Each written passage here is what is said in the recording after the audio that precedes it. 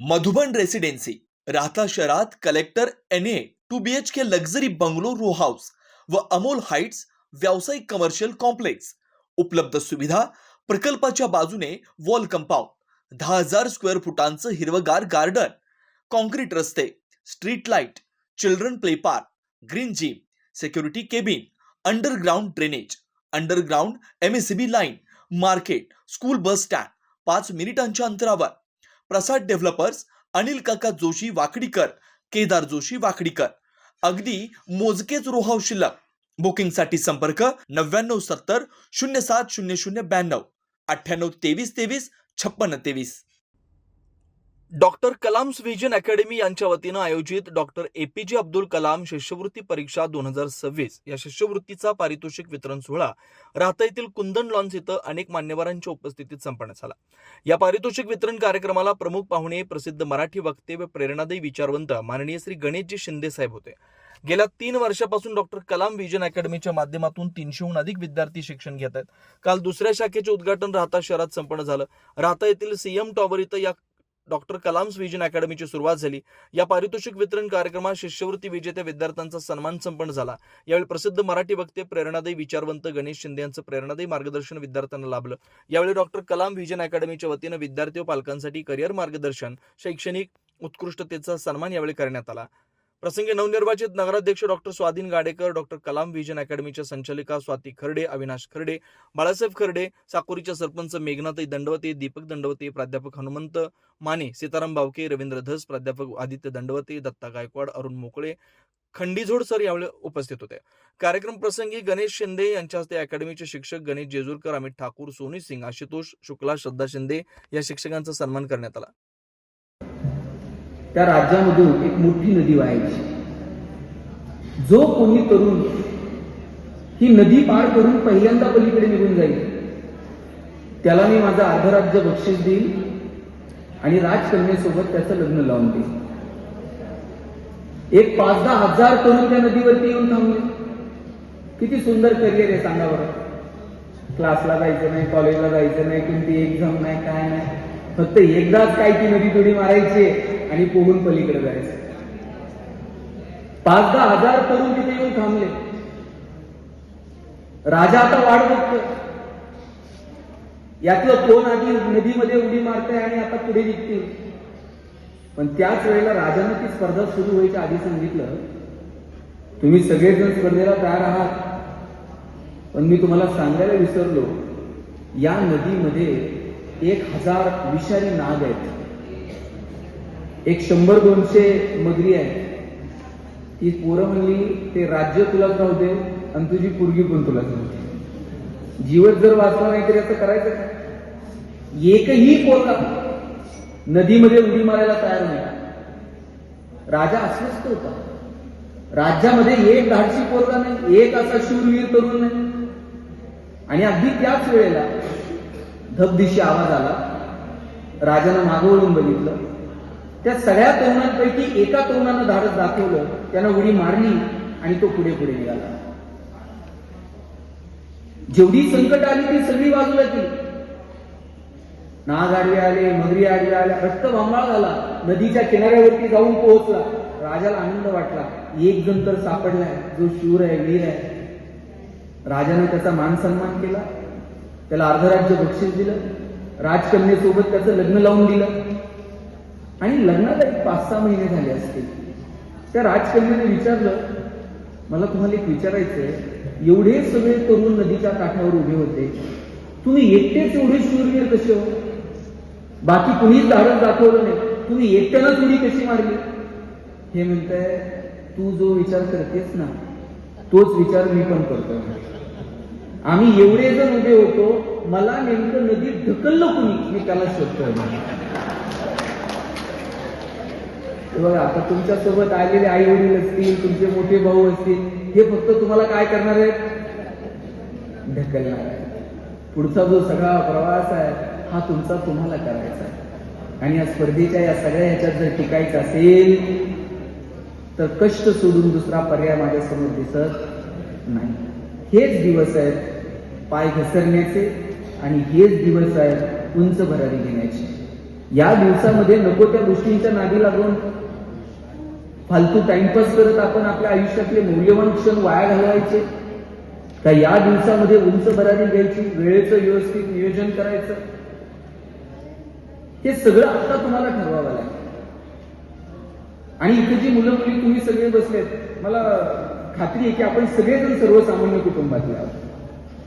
आणि आज जर आपल्याला आपली आर्थिक आणि सामाजिक परिस्थिती जर बदलायची असेल ना, तर मला शिक्षणा इतका प्रभावी पर्याय दुसरा दिसत नाही.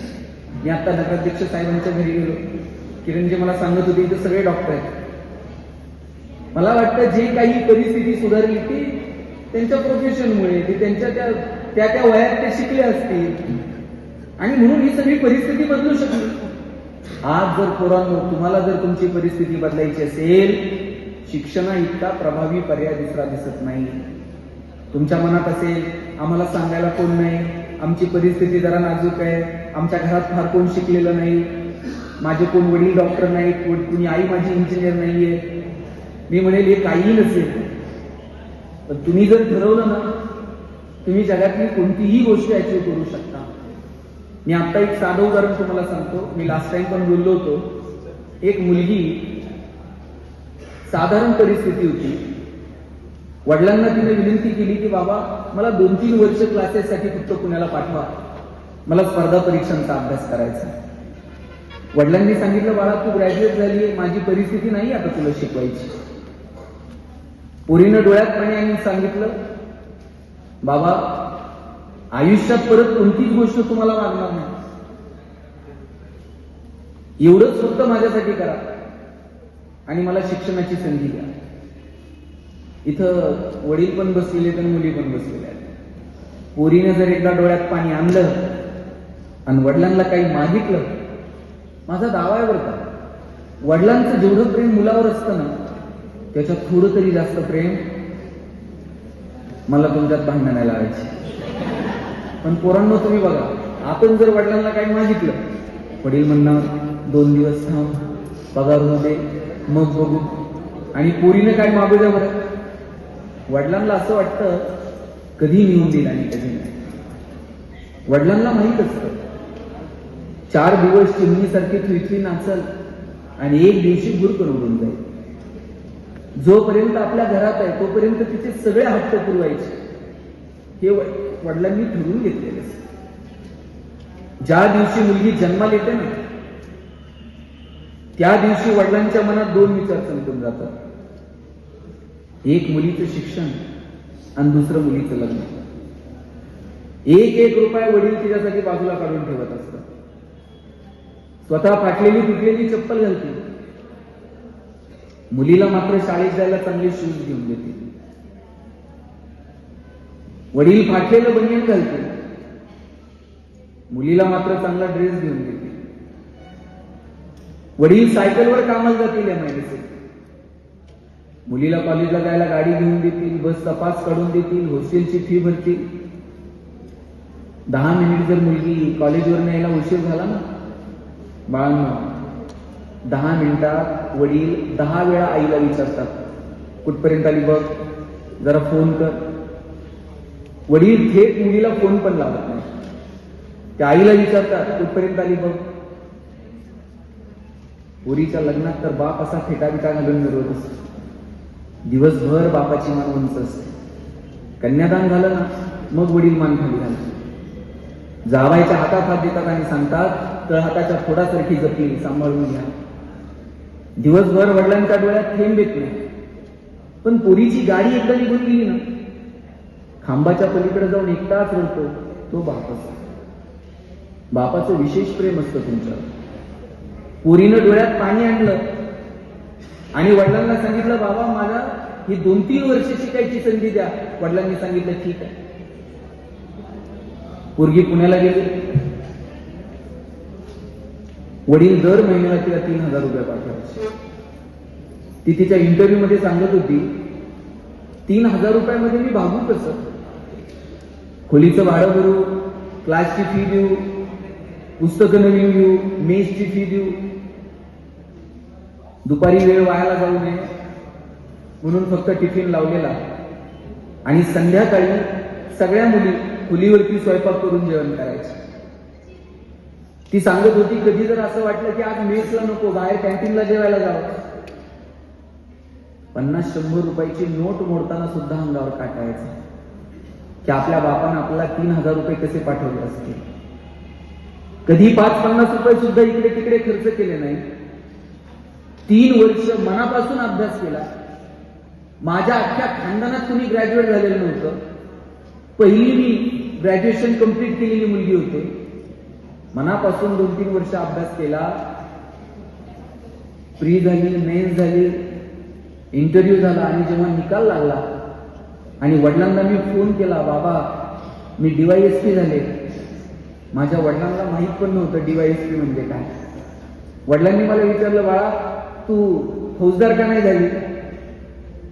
मुलगी सांगत होती, मी माझ्या वडिलांना सांगू कसं की माझ्या हाताखाली आता 4 फौजदार काम करणार आहेत म्हणून.